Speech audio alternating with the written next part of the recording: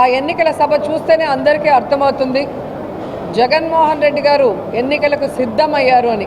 కానీ వచ్చిన జనాన్ని చూస్తే జగనన్నని ముఖ్యమంత్రి చేయడానికి క్యాడర్ కూడా సిద్ధంగా ఉన్నారు అనేది ఆ యొక్క మీటింగే అందరికీ కళ్ళకు కట్టినట్టు చూపించింది.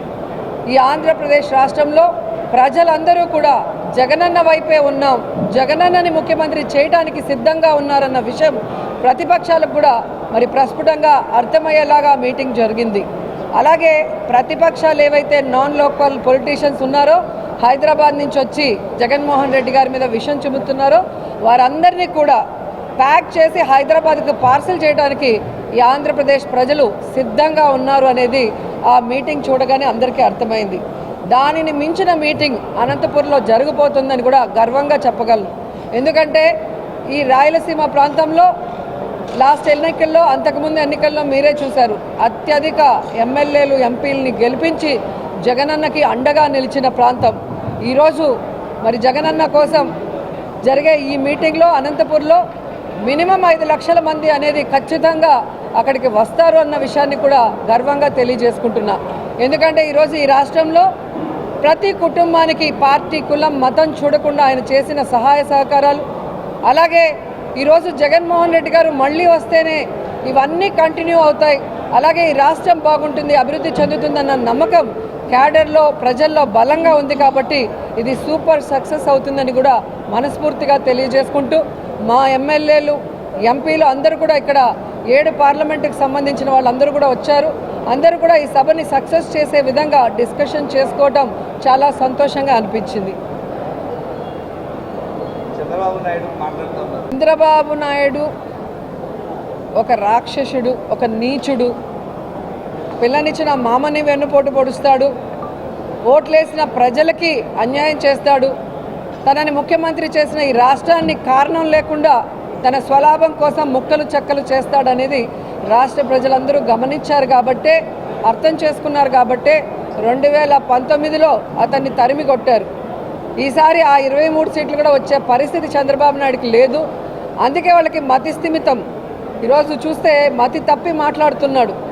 ఈరోజు చంద్రబాబు నాయుడు 14 సంవత్సరాల్లో ఏం చేశాడో ఒక్కసారైనా మాట్లాడు. సరే, ఈసారికి ఇంకో అవకాశం ఇస్తే ఏం చేయబోతున్నాడో కూడా ఎప్పుడు మాట్లాడు. ఎంతసేపు జగన్మోహన్ రెడ్డి గారిని, జగన్మోహన్ రెడ్డి వెనుకున్న సైనికులైన మాలాంటి వాళ్ళని దుమ్మెత్తిపోయటం, తన పచ్చ ఛానళ్లతో ఏ విధంగా విషం చిమ్మటం అనేది మనం గమనిస్తున్నాం. కానీ జగన్మోహన్ రెడ్డి గారు తన ప్రతి మీటింగ్లో కూడా తాను ఏం చేయబోతున్నాడు, తాను చెప్పింది ఏం పూర్తిగా చేశాడో చెప్పి, నేను మీకు చేశానని నమ్మితేనే, మీకు అభివృద్ధి కానీ సంక్షేమం కానీ మీ కుటుంబానికి అందిందని నమ్మితేనే నాకు ఓటేయండి అని అడుగుతున్నారు అంటే అది దమ్మున్న నాయకుడి లక్షణం. తాను పనిచేశాడు, 100% ప్రజలకి సంతోషాన్ని, అలాగే సంక్షేమాన్ని, అభివృద్ధిని అందించాడు కాబట్టి అంత ధైర్యంగా అడగగలుగుతున్నాడే తప్ప చంద్రబాబు నాయుడు లాగా కుంటి సాకులు చెప్పి తప్పించుకోలేదు. కాబట్టి చంద్రబాబు నాయుడు మాట్లాడే మాటలు ఈరోజు ఫ్రస్ట్రేషన్కి ప్రతీక. తన కొడుకు చేతగాని వాడు లోకేష్, తన దత్తపుత్రుడు ఎప్పుడేం మాట్లాడతాడో తెలీదు. ప్యాకేజ్ ఇస్తే 5 నిమిషాలు తప్ప ఆ తర్వాత కంటిన్యూయేషన్ ఉండదు ఆయనకి సపోర్టు. అలాగే ఇప్పుడు కొత్తగా 4వ కృష్ణుడిని ఎంటర్ చేశారు. మరి ఆవిడ ఈ రాష్ట్రాన్ని ముక్కలు చెక్కలు చేసిన కాంగ్రెస్ పార్టీ, ఈ రాష్ట్రానికి ప్రత్యేక హోదా రాకుండా పార్లమెంట్లో తలుపులేసి అన్యాయం చేసిన కాంగ్రెస్లోకి ఎంటర్ అయి, రాష్ట్రంలో కేంద్రంలో కాంగ్రెస్ 2 సార్లు అధికారంలోకి రావడానికి కారణమైన రాజశేఖర రెడ్డి గారి పేరుని ఆయన మరణించిన తర్వాత FIRలో రాసి అవమానించిన కాంగ్రెస్ పార్టీలోకి ఎంటర్ అయి, ఆ వైఎస్ఆర్ గారి కుటుంబాన్ని ముక్కలు చెక్కలు చేసి వైఎస్ఆర్ కొడుకుని కారణం లేకుండా ఏ విధంగా అన్యాయంగా తప్పుడు కేసులు పెట్టి జైల్లో పెట్టిన ఆ కాంగ్రెస్లోకి ఎంటర్ అయి స్వలాభం కోసం జగనన్న మీద విషం చిమ్ముతూ ఈ రాష్ట్ర ప్రజల్ని అవమానిస్తుంటే ఏ విధంగా వాళ్ళకి ప్రజలు నమ్ముతారు, వాళ్ళకి ఓట్లు వేస్తారో ఒకసారి ఆలోచించండి.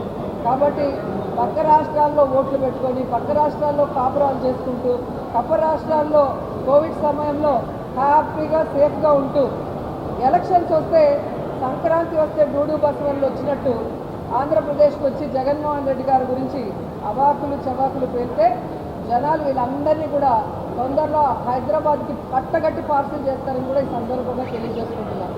జగన్మోహన్ రెడ్డి గారు మంచి వ్యక్తి, మనసున్న వ్యక్తి కాబట్టే తన టైం అంతా కూడా ప్రజలకి సర్వీస్ చేయడానికి, సంక్షేమం అభివృద్ధి చేయడానికి ఉపయోగిస్తున్నాడు తప్ప ఇలాంటి వాళ్ళ మీద ఆలోచిస్తే వీళ్ళెవ్వరు కూడా ఈ ఆంధ్రప్రదేశ్లో అడుగు పెట్టే అవకాశం కూడా ఉండేది కాదు అని కూడా ఈ సందర్భంగా తెలియజేస్తున్న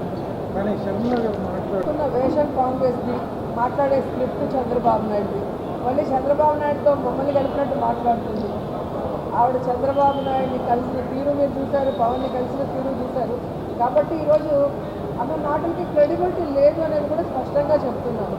రాజశేఖర్ బిడ్డగా ఉన్నప్పుడు, రాజశేఖర రెడ్డి గారు బిడ్డగా ఉన్నప్పుడు ప్రేమ అభిమానం ఉంటుంది రాజశేఖర రెడ్డి గారి అభిమానులకి. ఆమె తెలంగాణలో పార్టీ పెట్టినప్పుడు జాలి ఉండేది, పాపం ఈవిడ ఎండల్లో తిరుగుతుంది అనే ఉండేది. కానీ ఎప్పుడైతే ప్రజలు అసహించుకునే కాంగ్రెస్ని, ప్రజలు తరిమేసిన కాంగ్రెస్లో చేరి ఈ రాష్ట్రానికి మంచి చేస్తున్న వైఎస్ఆర్ కాంగ్రెస్ పార్టీకి నష్టం చేకూర్చాలనుకున్నప్పుడు షర్మిల మాటలకి అర్థం లేదని కూడా ఈ సందర్భంగా తెలియజేస్తున్నాను. ఎందుకంటే షర్మిల గారు తెలంగాణలో పార్టీ పెట్టినప్పుడు స్పష్టంగా చెప్పింది, నేను ఇక్కడే పుట్టాను, ఇక్కడే చదువుకున్నాను, ఇక్కడే పెళ్లి చేసుకున్నాను, నా ప్రాణం ఉన్నంత వరకు ఈ తెలంగాణ ప్రజలకి కష్టం వచ్చినా నష్టం వచ్చినా అండగా ఉంటానని చెప్పింది. మరి అలాంటి బిడ్డ ఈరోజు ఆ పార్టీని కాంగ్రెస్లో విలీనం చేసి తెలంగాణని గాలి వదిలేసి ఆంధ్రప్రదేశ్లో వచ్చి మళ్ళీ కొత్త అవతారం ఎత్తితే ఏ విధంగా గౌరవం ఉంటుంది, మాటకి క్రెడిబిలిటీ ఉంటుంది.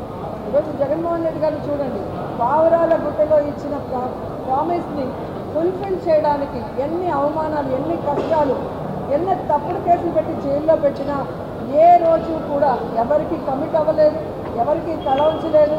ఈ రోజు వరకు ఎవరితో కలిసి పొత్తు పెట్టుకొని ఎన్నికలకు వెళ్ళలేదు. కాబట్టి ఎవరో ఏదో చెప్తే ప్రజలు నమ్మేస్తారనుకుంటే అది పిచ్చి, వాళ్ళ పిచ్చి. జగనన్న ఎవరితో పొత్తు పెట్టుకోవాల్సిన అవసరం లేదు, అది స్పష్టంగా ఆయన అనేక సార్లు చెప్పారు.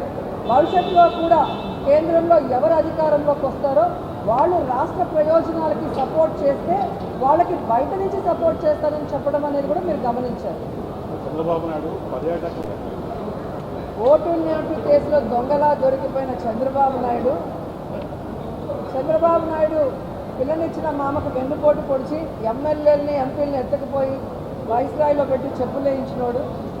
అసలు రాజకీయాల్ని డబ్బుతో భ్రష్టు పట్టించి పక్క పార్టీలో గెలిచిన వాళ్ళని డబ్బులు పెట్టుకునే ఈ పెద్ద మనిషి మా గురించి మాట్లాడడం సిగ్గుచేటు. నేను ఆ పార్టీలో 10 సంవత్సరాలు పనిచేశాను. ఈ 10 సంవత్సరాల్లో నేను ఏ రోజైనా ఒక తప్పు చేశానో, ఒకరి దగ్గర ₹1 తీసుకున్నానో ప్రూవ్ చేయమనండి. మీ పార్టీలో పనిచేసిన వ్యక్తినే కదా. ఈరోజు 24 సంవత్సరాల తర్వాత ఈరోజు ఆయన కనిపిస్తుంది, నేను పదవులు అమ్ముకుంటున్నాను.